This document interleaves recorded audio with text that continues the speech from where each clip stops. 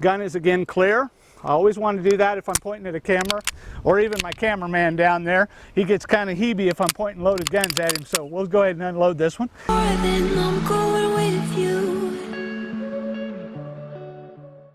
guys, this is Mark Dozero with Extreme Defensive Options here in Richmond, Kansas. Looks like we got a great Kansas day. Sun's out. There's no rain. It's like the first time this year, I think, and the wind's blowing about 40 miles an hour. So if you can't hear us because of mic noise, something like that, it's just normal Kansas day. What we want to talk about today, I think, is I've been asked a lot about the use of cover. Use of cover. There's two kinds of things. There's concealment and there's cover. In the tactical world, concealment is important. Cover is important. In the competition world, you have to be behind certain things. If they tell you, whether it be IDPA, USPSA, doesn't usually use cover, but I just want to kind of explain what we want to do. We want to try and keep you alive if you're doing this, and then you can take it from there to make it into competition. Use of cover is important if your opponent, or whoever you're shooting at per se, if you're under attack of any kind, you want them to not be able to hit you, but you want to have a clear shot for them. There's a couple rules for use of cover that we do. One of them is cover plus a foot, or muzzle plus a foot.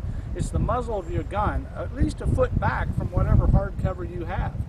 Okay? If you're doing that, it allows you to use the cover to the max. It allows the angle from your opponent, wherever he is out there. Okay? Like if you were my opponent, it allows you to not be able to see me, but possibly me get to you. All right? To the best advantage I can. We have things called slicing the pie. That's how we move around cover, okay? And we just do it a little angle at a time. That gives me the perfect view.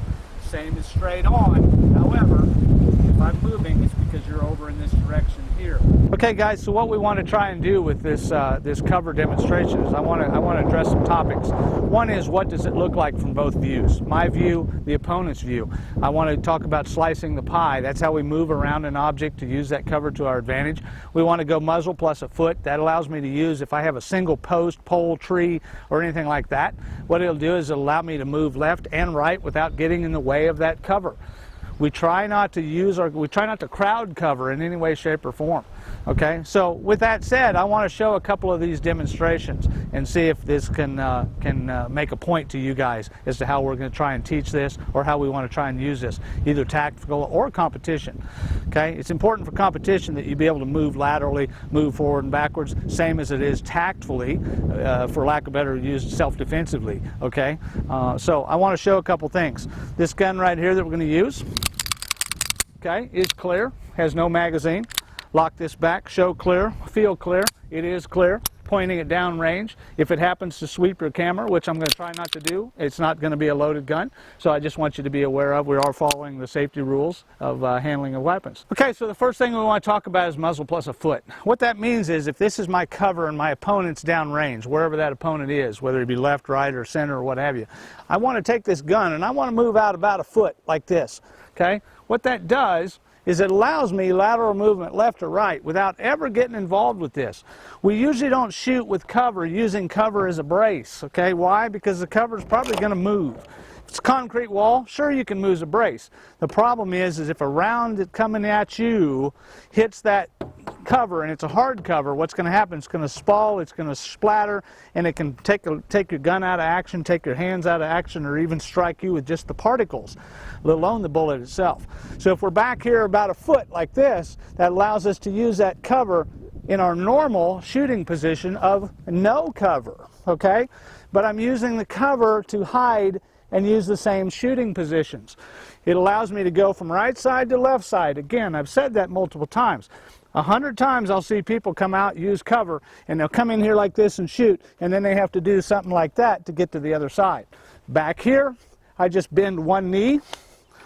If I'm straight in behind it, I bend one knee to that direction. It moves me just outside that cover, all right, to see my position, and it doesn't expose me any more than necessary.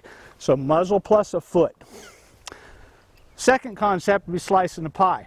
Let's say that I have somebody moving across. They started out over here, but as I'm behind cover looking, I see them running behind my cover. I just move out slightly, little baby steps, and I use this line right here, my muzzle line plus a foot at least a foot. You can have more. I use the line to follow and I get the same cover all the way around that barrel, or tree, or car, or whatever you're using. I'm going to get behind my cover like I'm doing, muzzle plus a foot, and I'm going to lean out and get a good square shot. There's my shot right there. Now, you can probably see the headphones on my head, maybe a little portion, but I've got a good clean shot on you right there behind that cover. If I want to switch to the other side, even though you're slightly off to the right, there's another shot right there, okay? I'm leaning out a little farther than I need to try and show you what you're seeing. Now, if you're a better shot than I am, yeah, maybe you can hit that. But I'm betting that you're not getting much of a target. Let's say that I want to go kneeling. My cover is only this far, okay? My cover's low. I want to get behind that cover. Go down to your knees. Go down low behind whatever cover you have, all right? When you're down here, go to both knees. It gives you the same position, muzzle plus a foot, and it allows me to slide out or slide right without moving. A lot of people will teach you one knee up, okay? We want the other knee actually. What I'm showing right here is how a lot of people will do it, but what it does is if a bullet's coming in, it has a tendency to expose the femoral artery. That's the last thing we want hit. So we would tell you if you do knee, and there's always a position, there's always a reason to do something. Everything I'm telling you can be done in combination. If you do go down, use this knee up. That will protect the femoral artery. You may get hit in the leg, you may get hit in the knee, but you were going to anyway in that case. But I don't want that femoral artery hit first. So bring that knee up and go. Problem is, I can't go over this direction. I can only go one direction, pretty stable, but when I switch over to here, I'm unstable, okay? So if you go two knees, which is what I like to try and do, even though it's a little bit harder to get up to go mobile, it allows me to go left and right and cover both areas. So I just wanted to kind of point that out for you.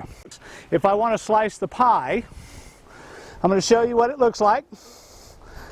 There's my original shot right there. I've got a shot on you. As you're moving slightly, I'm going to move around. You can start to see more and more of me. But if you were moving to your right, like that, then I'm getting the same picture as you're moving, if that makes sense to you. Just like that. Okay?